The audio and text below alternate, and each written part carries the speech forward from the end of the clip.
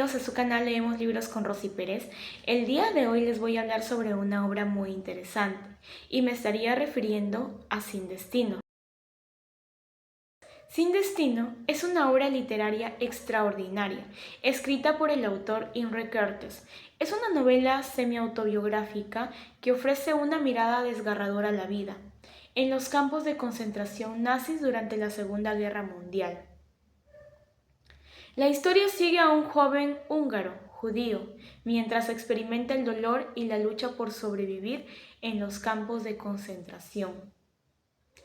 Una de las características más notables de la novela es su estilo de escritura, pues el autor utiliza un lenguaje frío y objetivo para poder describir los horrores que el protagonista experimenta. Ahora bien, esta falta de sentimentalismo y emoción puede parecer sorprendente al principio, pero en realidad refleja la forma en la que el protagonista se ha desconectado emocionalmente para poder sobrevivir en un mundo o en un entorno tan brutal.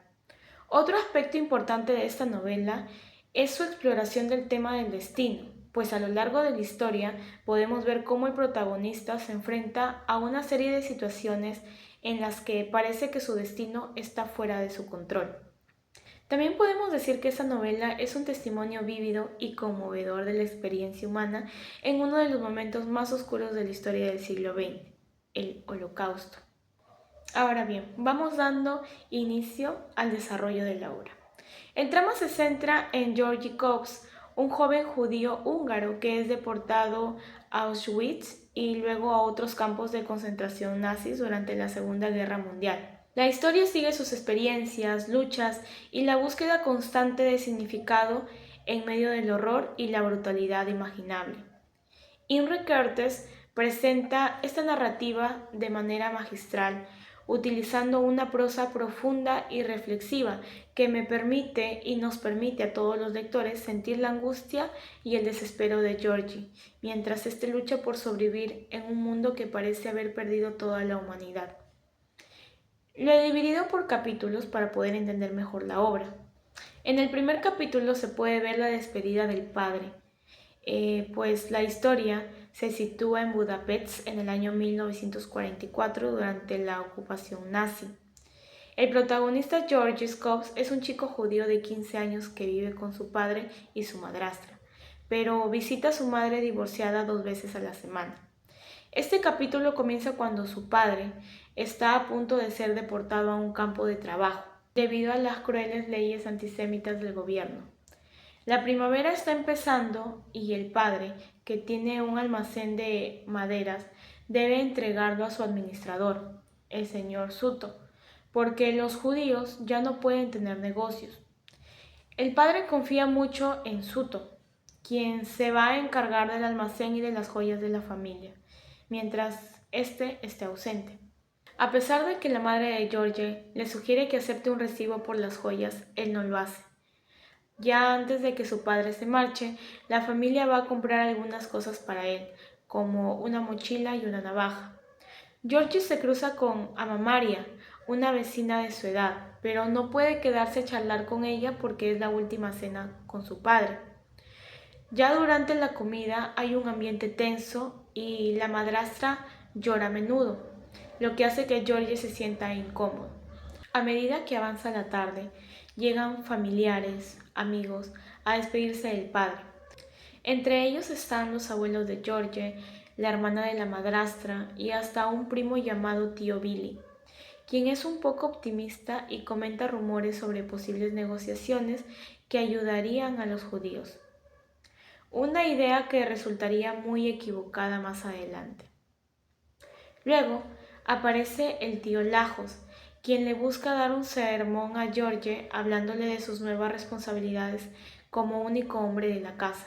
George se siente fuera del lugar mientras escucha esto. Lajos también menciona que la persecución a los judíos podría ser un castigo por sus pecados, algo que George no entiende del todo. Finalmente, en el primer capítulo, se produce una emotiva despedida de George, sintiéndose extraño en todo lo que sucede. Se siente cansado, angustiado al final del día. Aunque sabe que está viviendo un momento importante, Este no puede evitar sentirse perdido en el mundo de los adultos. En el capítulo 2 se ve el trabajo en la refinería, pues en este capítulo han pasado ya 2 meses desde que George se despidió de su padre. Es verano y debido a la guerra y los bombardeos, las vacaciones han comenzado antes de lo habitual. Además, han impuesto nuevas leyes que afectan a los judíos, lo que complica aún más la situación. George tiene como objetivo trabajar en una refinería de petróleo en la isla de Kepsel, que está fuera de Budapest. Este trabajo es un poco especial ya que los judíos no pueden salir de la ciudad, así que para él es una aventura más. De hecho, dice que el trabajo no es difícil y con sus compañeros se divierte mientras reparan los daños causados por los ataques aéreos. También él cuenta que reciben cartas y hablan pues del trato que estos reciben. Su tío Billy cree que la llegada de los aliados significa que pronto habrá una liberación. Mientras tanto, el señor Suto, el administrador, sigue trayendo dinero de la madrastra de George, aunque oficialmente los judíos ya no pueden ser propietarios de los negocios. La madre de Georgie quiere aprovechar que su padre está ausente para recuperar a su hijo, pero Georgie se mantiene fiel a la promesa que le hizo a su padre, cuidar a su madrastra. Durante una alarma aérea, Georgie se encuentra en un refugio, donde se besa con su vecina Ana María. Ambos pasan sus tardes juntos, en casa de dos hermanas, una de las cuales sienten el rechazo que trae consigo la estrella María que llevan los judíos. Ella trata de entender por qué hay antisemitismo y la idea que tiene en que los judíos son distintos a los demás, lo que genera así diferencia y odio. George no está de acuerdo y siente que la diferencia es solo externa. Le dice a la hermana que si no llevaran la estrella amarilla, no habría forma de distinguir entre los judíos y los no judíos. Para ilustrar ello, menciona el cuento de Mark Twain, El príncipe y el mendigo, en el que dos chicos intercambian sus vidas y nadie los descubre. Este ejemplo sorprende a la hermana mayor, que de repente comprende que la discriminación es arbitraria y no tiene que ver con ser diferente en esencia. Ana María, celosa del tiempo que Georgie pasa con la hermana mayor, deja de hablarle, pero más adelante logran reconciliarse. En el capítulo 3 hablan sobre la redada. En este capítulo, mientras George va hacia la refinería, el autobús en el que viaja es detenido y bajan a todos los judíos. Eso también ocurre en otros autobuses. George también presenta a algunos de sus compañeros de trabajo como curtidor, que es astuto, fumador y reservado. A pesar del clima del terror de los judíos, George ha vivido hasta ahora con bastante normalidad, cumpliendo con ciertas restricciones como llevar la estrella amarilla. Los policías que los custodian son amables al principio, pero pronto son llevados a un edificio donde quedarán encerrados. Luego llegan otros judíos adultos y todos son agrupados. Poco más tarde los trasladan hasta la ciudad, formando una larga marcha que atrae la curiosidad de los transeúntes, aunque George se siente más curioso que asustado por la situación. Ya al final de la marcha son encerrados en un cuartel bajo la vigilancia de los militares. Un oficial imponente llega en ese momento y ordena que a todos los metan en un establo. George en ese momento observa todo como una mezcla de confusión y diversión, como si estuviera en una obra de teatro, sin entender la gravedad de lo que estaba sucediendo. Y de alguna u otra manera, pues este se sentía extraño y divertido a la vez por la situación en la que estaba. En el capítulo 4 podemos ver lo que es la deportación a Auschwitz. Al día siguiente de llegar al cuartel, George es revisado y se le quitan todos sus objetos personales. Este es llevado a una fábrica de ladrillos, en donde se encuentra junto a otros judíos, quienes son convencidos por el comité judío de ir a Alemania como voluntarios, pues esto mejorará su situación. George, con su habitual optimismo, decide unirse a ellos. Ya en la fábrica, escucha a un rabino que dice que todas las penas son un castigo de Dios por los pecados de los judíos. Después ya de 5 días, George y los demás suben a un tren de carga, Aunque son 60 personas en un espacio muy pequeño, estos carecen de agua. George se mantiene con un buen ánimo, pensando que van hacia un mejor destino. Pero al llegar a Antwerp, los prisioneros les advierten a George y a sus amigos que digan que tienen 16 años para poder así salvarse. Sorprendentemente, George no siente miedo al ver a los soldados de la SS e incluso los considera amables. Ya durante la selección, George observa de que algunas personas son separadas. Cuando les toca su turno, este pasa el examen médico y es clasificado como apto para poder trabajar. A su alrededor, todos aparentan estar cómodos, alegres, y el ambiente en general es sorprendentemente tranquilo.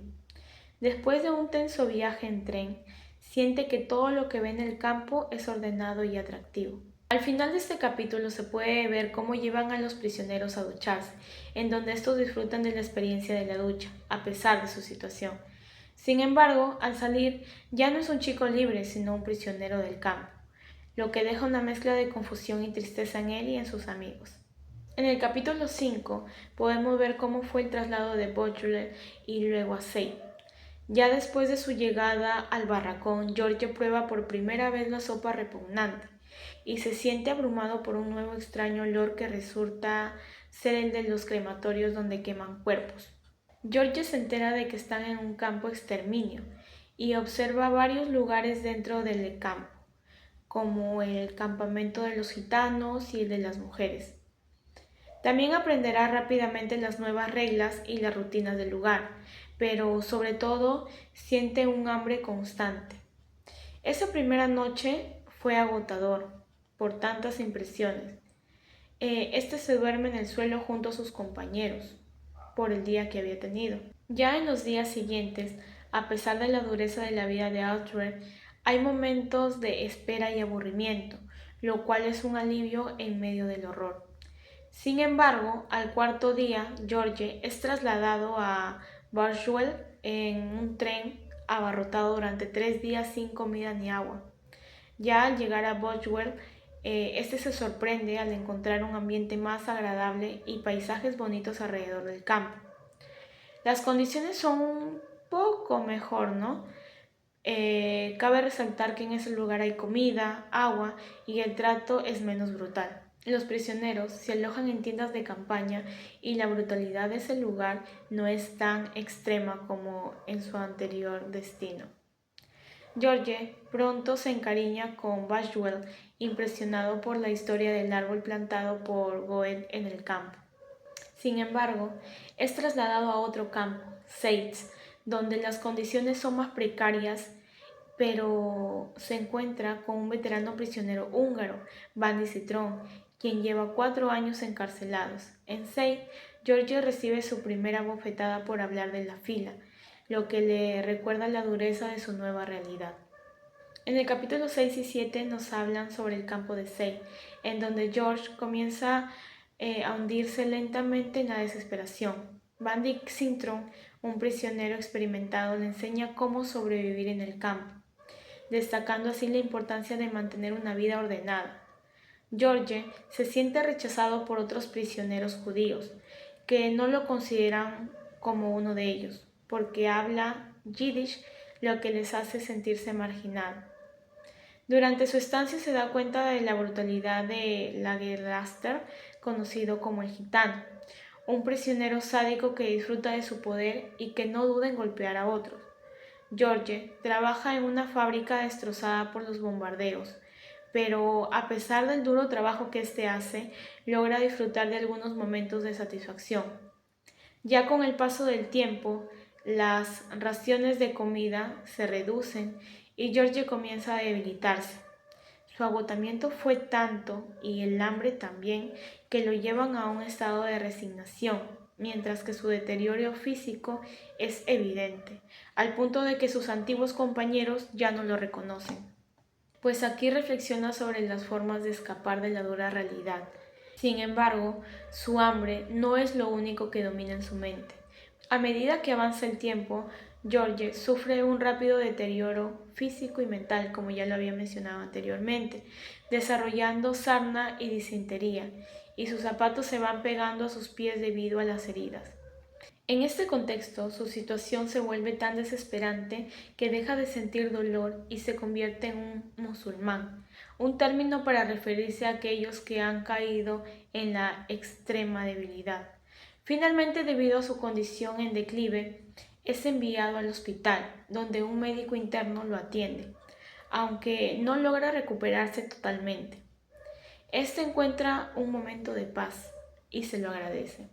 Sin embargo, es devuelto a Buchwald, donde siente que su vida podría terminar en cualquier momento, aunque en el fondo aún guarda un leve deseo de seguir viviendo, a pesar de lo absurdo de la situación.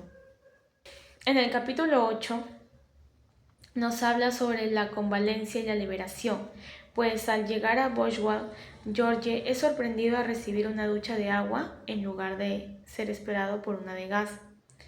En vez de ser liquidado, es llevado a un hospital en donde recibe atención amable y buena comida.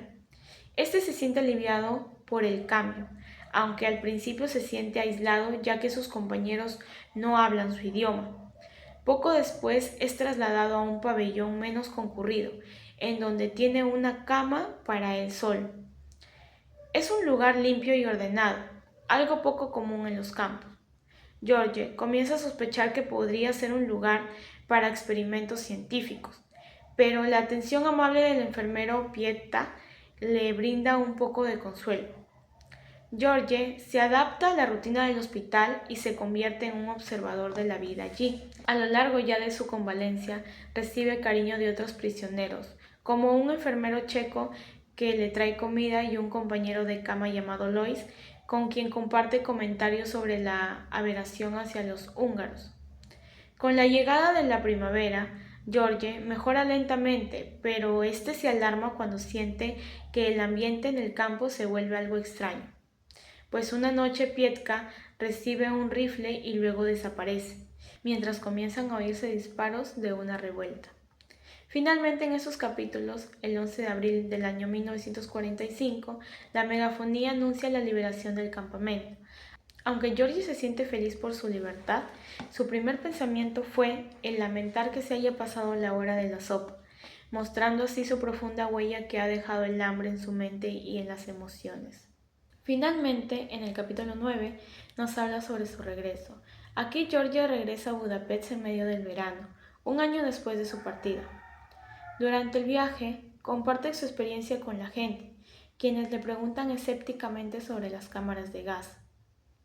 Pero al llegar, este se dirige a una oficina para poder recoger los documentos y dinero. Pero frustrado por la espera, visita a su compañero de Seid, Bandy Citron, solo para enterarse de que no ha regresado del campo, lo que le lleva a la aceptación de su muerte. En el tranvía, un revisor exige un billete a George, quien le explica su situación. Fue ahí cuando un extraño le pega el billete y le pregunta sobre sus sentimientos al regresar. George responde con cierta honestidad y le dice odio. Esta es la primera vez que expresa un sentimiento tan intenso, rompiendo así lo habitual. Sin embargo, al intentar explicar su experiencia en el campo, se da cuenta de lo difícil que es continuar comunicando ese sufrimiento a aquellos que no lo han vivido. El hombre, un periodista, le propone escribir sobre sus vivencias, pero George desecha la idea de sentir que es imposible transmitir lo que ha vivido. Al llegar a su antigua casa, descubre que ya no es su hogar y que la madre ha sobrevivido. Se encuentra con sus ex vecinos, los Fleischmann, quienes le cuentan lo que ha ocurrido, incluido la muerte de su padre y el nuevo matrimonio de su madrastra. George se siente confundido por las historias que escucha, las cuales parecen desarticuladas y caóticas. A pesar de los años, de los consejos de olvidar y comenzar algo nuevo, George afirma de que su experiencia ha sido real e ineludible. Es una sorprendente declaración que llega a decir que desde una perspectiva personal no se dio cuenta de que estaba viviendo horrores, sino que simplemente estaba siguiendo el camino de su vida. Al final, después de una discusión acalorada, este se despide y experimenta una nostalgia por los días de campo, reconociendo que a pesar de las torturas vividas, había momentos que recordaba con una extraña sensación de felicidad. Finalmente, George se dirige a encontrar a su madre, esperanzado en el futuro y recordando que incluso en los momentos más oscuros hubo destellos de felicidad en toda su experiencia.